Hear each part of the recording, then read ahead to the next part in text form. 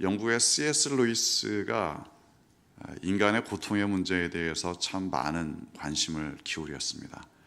C.S. 루이스는 자기 자신이 아내를 잃는 고통을 겪기도 했습니다. 하지만 그것보다도 더 깊이 고통에 대한 본질적인 고민들을 많이 했습니다. 그러면서 C.S. 루이스가 고통에 대해서 이렇게 비유로 이야기를 했습니다. 고통은 하나님의 메가폰이다. 고통은 하나님의 메가폰이다. 고통을 겪을 때 하나님의 음성을 더 또렷이 크게 들을 수 있다. 이런 이야기죠. 참 통찰력 있는 비유임에 틀림이 없습니다. 그런데 한 걸음 더 나아간다면 그렇습니다. 고통을 겪을 때 하나님의 음성을 더 크게 들을 수 있는 가능성은 있습니다. 하지만 그렇다고 해서 누구나 다 하나님의 음성을 듣는 건 아닐 수도 있습니다.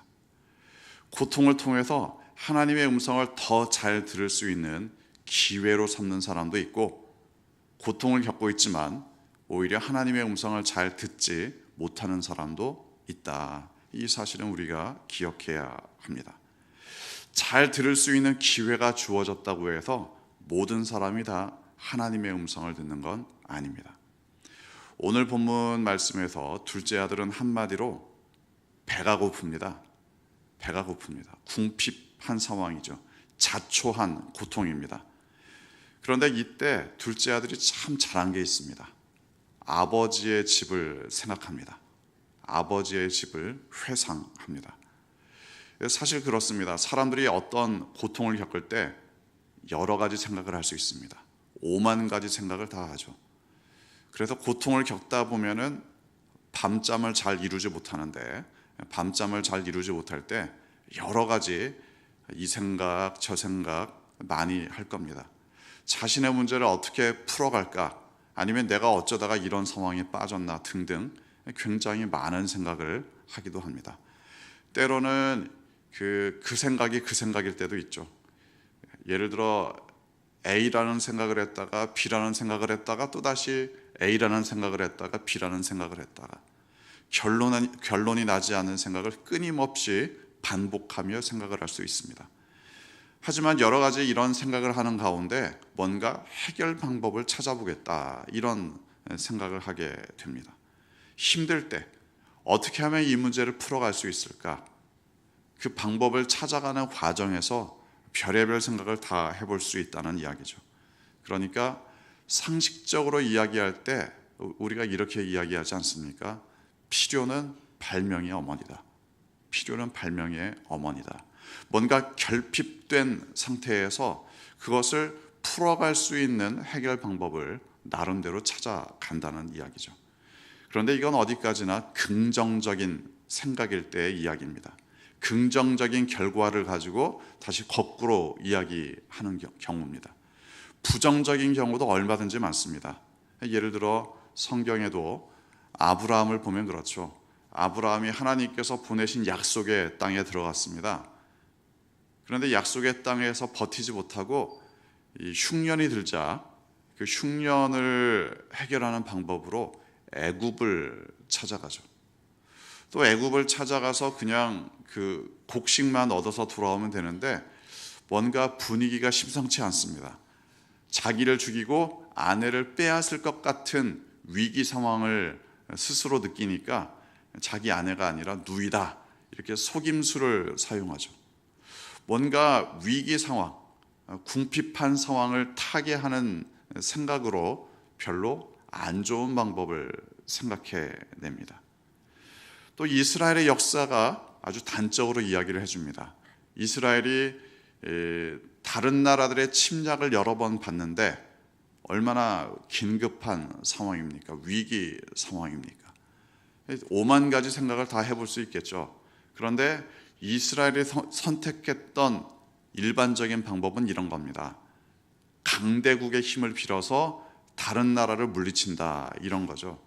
어디에 붙어서, 어느 나라에 붙어서 우리가 이 위기를 타개할 것인가, 이런 생각을 주로 합니다.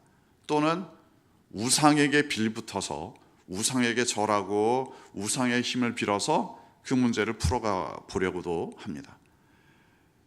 고통을 겪는다고 해서 누구나 다 건강한 방법을 생각해내는 건 아닙니다.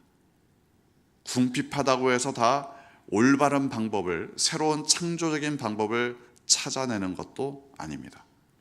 궁핍할 때, 위기 상황을 겪을 때 도둑질을 하고 다른 사람들을 속이고 오히려 다른 사람들을 피해를 줘서 자신의 문제를 풀어가려는 사람도 얼마든지 있습니다.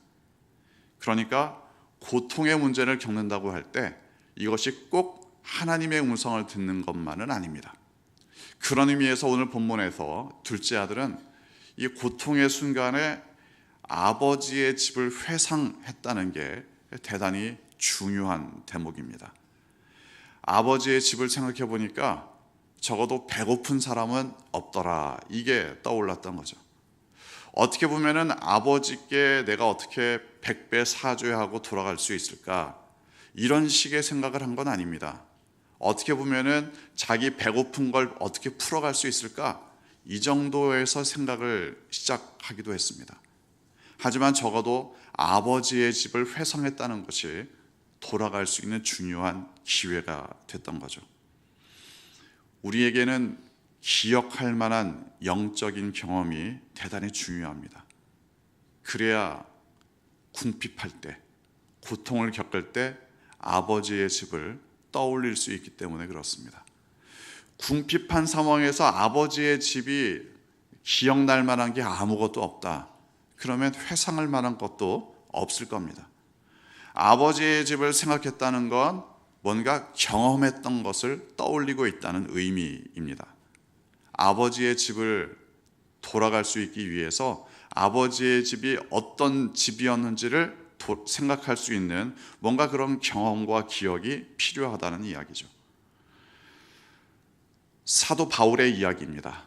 사도 바울이 다메섹에서 예수님을 만난 이후에 3일 동안 눈이 보이지 않는 상태로 침묵과 묵상의 시간을 보냅니다. 무엇을 생각했겠습니까? 자신의 그동안의 시간들을 다 돌아봤겠죠. 그리고 율법이 과연 무엇이냐, 하나님의 말씀이 과연 뭐냐, 이런 부분들을 떠올려 보았을 겁니다. 자신의 지금까지의 잘못된 삶을 돌아보았을 뿐만이 아니라 진정한 믿음이 무엇인지 돌아볼 수 있는 영적인 경험을 갖게 됐을 겁니다. 또 예수님께서 십자가에 달리셨을 때 예수님의 제자들도 그렇습니다. 예를 들어 엠마오로 가는 예수님의 제자들이 있었죠. 엠마오로 떠나던 예수님의 제자들에게 예수님이 나타나셨습니다. 그리고는 바로 꾸짖지 않고 하신 말씀이 있습니다. 성경에 있는 그 예수님의 말씀이, 예수님에 대한 예언의 말씀이 과연 어떻게 성취되었는가, 이걸 그 제자들에게 설명해 주십니다. 그때 이 제자들이 마음이 뜨거워지죠. 그동안 있었던 예수님의 행적들을 떠올리면서 마음이 뜨거워집니다. 아, 맞아, 그분이 정말 예수님이시지. 또 숨어 있었던 제자들에게도 예수님이 나타나셨습니다. 숨어 있는 제자들에게 나타나셔서 예수님에 대한 기억과 경험을 다시금 돌아보게 해주십니다. 복음을 확신하게 해 주시죠. 우리가 뭔가 돌아갈 수 있기 위해서는 돌아갈 수 있는 그 장소에 대한, 그 사람에 대한 경험과 기억이 필요합니다. 물론 그 경험과 기억이라는 것이 안 좋은 기억이라면 참 힘든 기억이 될 겁니다. 그런데 뭔가 내가 고통을 겪고 있고 궁핍한 상황을 겪고 있을 때 그래도 하나님이 나한테 참 좋으신 분이셨는데, 그래도 교회가 참 좋았는데, 그래도 교회 다닐 때가 내가 그나마 사람답게 살았는데, 뭔가 이렇게 떠올릴 수 있는 좋은 영적인 경험이 있어야 회상하고 돌아갈 수 있습니다. 제 자신의 개인적인 경험도 그렇습니다. 제가 대학교 1학년 때 예수님을 부정하고 하나님을 떠났을 때 마음이 편치 않았습니다. 그리고 하나님께로 다시 돌아올 수 있는 그 과정에서 옛날에 교회를 다닐 때는 내가 이렇게 마음이 힘들지는 않았는데, 이런 생각을 했습니다. 어떻게 보면은 별로 이렇게